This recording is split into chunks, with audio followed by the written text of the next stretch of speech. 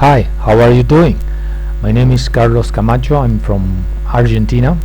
I was born and grew up in Tucumán. You know, Tucumán is a very small province lying in the northwest of the country. So in this video I'm going to tell you what I think about Javier Milei. You know, Javier Milei is the new president of Argentina. He was sworn in as president on December 11th, 2023. So he's been in office for more than 2 months now. And ever since he was sworn in, the economic situation has gone from bad to worse. With the first measures he implemented, what he has just done was pushing us off the brink down into the deep abyss of the Great Depression. We were pushed off the cliff, and now we are diving down deep to the bottom of the barrel of the Great Depression. And why is so? What he has done is he has killed the economy. You know, we have had a huge budget deficit. In order for him to reduce the budget deficit, he has cut back, government spending sharply by 40%, more than 40%. He laid off more than 50,000 government clerks. He also stopped huge infrastructure public projects, through which roads, bridges, and were under constructions. Also, he also stopped the laying of gas pipeline, oil pipeline, and so forth. So overnight, thousands of workers have become unemployed overnight. Construction workers that were working in the construction of of public projects, they became unemployed. So by cutting back government spending like that, people are, the buying power of people have been eroded, so they are not able to buy stuff. They are unemployed, and the economy has stopped running. So we are in a deep recession. It's the doldrums of complete economic inactivity, and he has done so in order to reduce the budget deficit. But here there is a big paradox. By cutting back government spending like that, what he has done was, killing the economy. People are not able to buy stuff. Business is bad, and stores are not selling wares. And when stores are not selling stuff, are not selling their products, and business is not, investing in anything, people are not able to pay taxes. If you are unemployed, you are not able to pay taxes. If a store is not selling, the owner of the store is not able to pay taxes. So government revenue that comes from taxes has stopped sharply also. So you still have a budget deficit. So the budget deficit has increased sharply. It's wider and bigger than it used to be. That is the Austrian economic school of thoughts. That's a big paradox. By reducing government spending in order to reduce the budget, you still have a budget deficit because you don't receive, government doesn't receive revenue that comes from taxes. So the economy has been killed. It's dead. It's like a corpse. The corpse of the economy is lying on the gurney of doldrums. It's lying on a gurney in the morgue. So since he belongs to a liberal school of economy, he doesn't believe in the intervention of government, and so he's waiting for the corpse of the economy to come back to life. So this is, insanity. This is lunacy. What reason tells you that the only way to have surplus and reduce the budget deficit and to have surplus is by starting up the economy. When the economy is running, people are working and they are paying taxes. They pay more taxes, and so the government receive more money from revenues, from tax revenues. That's the way they should have done. But he strongly believes in the Austrian economic school. It's very liberal way of thinking, more liberal than the traditional Adam Smith free market society, more liberal. And he doesn't believe in intervention of the state, intervention of government in the economy. As a matter of fact, he's an anarchist. His slogan is anarcho-capitalismo, which means anarchy plus capitalism, which means, in other words, the government of big corporations, because he doesn't believe in government. He says that the government is a criminal organization. That's what he stated. That is what he stated the other day when he was in Italy. When he was in Italy, he was interviewed by a very well-known journalist, and he said that the government is a criminal organization. The state is a criminal organization and shouldn't exist, because he's an anarchist. He believes in powerful corporations, so he's opening up the country for the entrance into the country of powerful corporations like BlackRock. So he's also planning to destroy, aside from destroying the government, the state. He's also planning to abolish the Argentinian constitution. He wants to do away with the constitution. So, if you don't have a government, so what he's gonna do? He's the president. Is he going to kill himself? Because he represents the people. The people voted for him. So there is a big contradiction here. There is a big contradiction because he's crazy. This man is deranged. Now we're being guinea pigs. This is an experiment.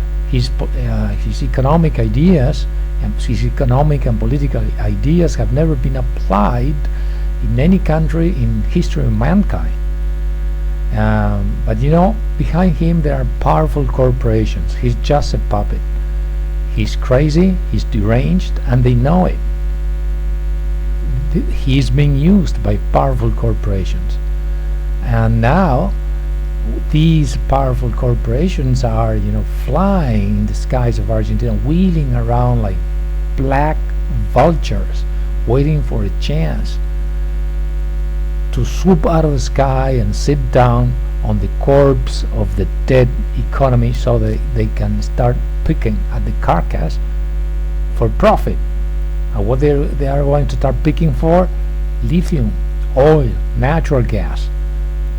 These are the vultures of big corporations.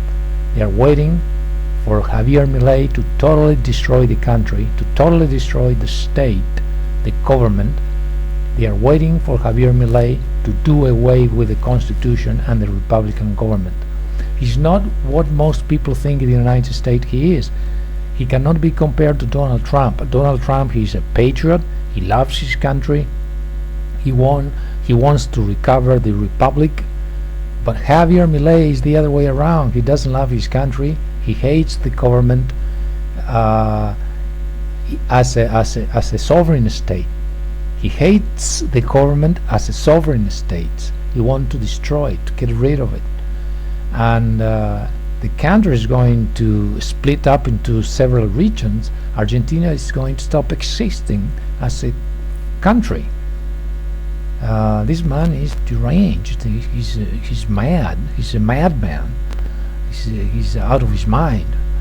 And but he not only he has laid off more than 50,000 government clerks, he has also stopped sending money to soup kitchens. Argentina is a very poor country. There are more than 350 soup kitchens. Each one of them is in a shanty town. So there are a lot of shanty towns in Argentina. They The shanty towns, they lie on the outskirts of big cities. So in these shanty towns there are soup kitchens. So up until last December, the federal government had funded the soup kitchens, so in order to feed the poor children and the poor people. So right now, because soup kitchens don't have any funds, are not receiving funds from the federal government, poor people are now eating once a day, and sometimes once every other day. So what it means, there is famine, there is starvation. People are being starved, children are being starved, and when a child doesn't eat enough proteins, doesn't eat enough calories, when a child lacks essential amino acids, then his immune system gets weakened. And when an immune system is weak, then a child gets sick with any diseases like meningitis or pneumonia. So this is the situation we're going through right now. This is the Austrian economic school of thoughts. So we are going down, we are diving down to the bottom of the barrel, and down there on the bottom of the barrel it's slimy and muddy, and it's going to be very hard for us to get out of it. It's going to take a lot of effort, and the next government is going to start intervening the economy, and the next government will have to put money in the people's pocket so that people can spend the money, and that's the only way to start up the economy, just like Franklin D. Roosevelt did in the 1930s through the first and second New Deal. Herbert Hoover also, he didn't believe in government intervention, Herbert Hoover, and he waited for a long time for the economy to recover itself. But bank after banks went out of business, a lot of banks went bust, and the economy went from bad to worse, and there were millions of unemployed workers in the United States of America. And when Franklin D. Roosevelt was sworn in as president, he realized that the economy was not going to correct itself. The corpse was not going to come back to life by itself. It was the government, that the economy was not going to come back to life by itself, that it was the government that had to do something. And so he started,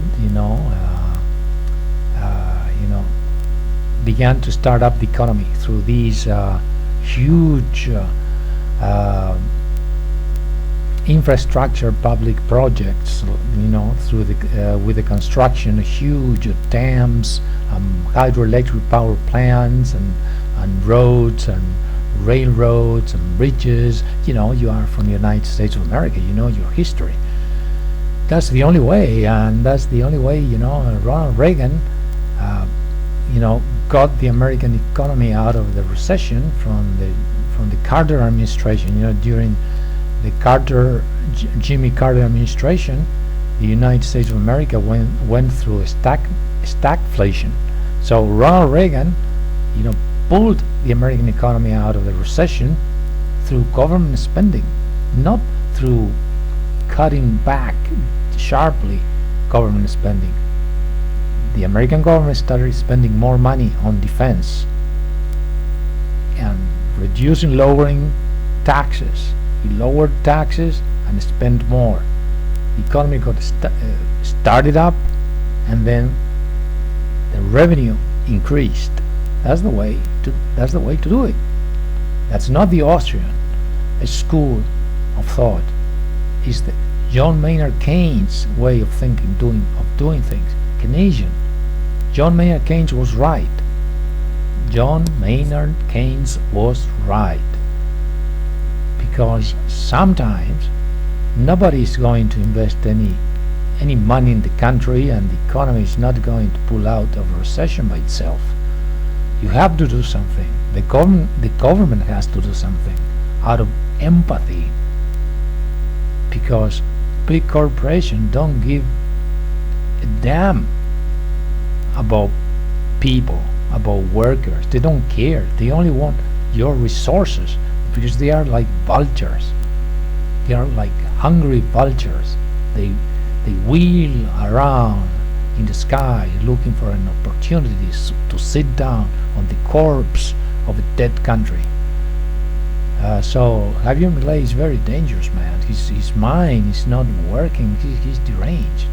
Sometimes he indulges himself in obscene profanity. He uses abusive language against opposition leaders. The other day he called the senators rats. He said that senators are rats. He started, making a statement against artists, against singers. He's attacking governors. This guy is out of his mind. But he's being used. He's a puppet of big corporation. So right now in Argentina, the economic situation, we are stuck. We are not going to get out of it without government spending. What I foresee for the future, for the near future, is riots. There are going to be riots, violent riots. People are going to loot supermarkets. People are going to block highways and freeways. There are going to be wildcat strikes everywhere. So if you are planning to visit Argentina, don't do it. In 2024, it's not the year to visit Argentina. It's going to be very dangerous. People are going to block roads and highways.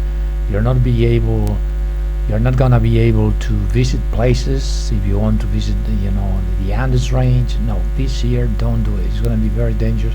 If you are planning to invest money in Argentina, don't do it. As long as Javier Milei is in office, it's dangerous. You'll lose your money. It's going to be a waste of time and a waste of money. Don't invest in Argentina as long as he's in office. He deserves to be impeached. Somebody has to do something. He deserves to be taken out of office, to be ousted. And that's because there is a famine. People are being starved right now. Believe it or not, because Argentinian mass media, journalists are not given the right information to foreign mass media. There is a starvation right now. Their children are suffering from malnutrition. So economic situation is very, very serious. We are in dire straits. We are in deep mud, in deep trouble.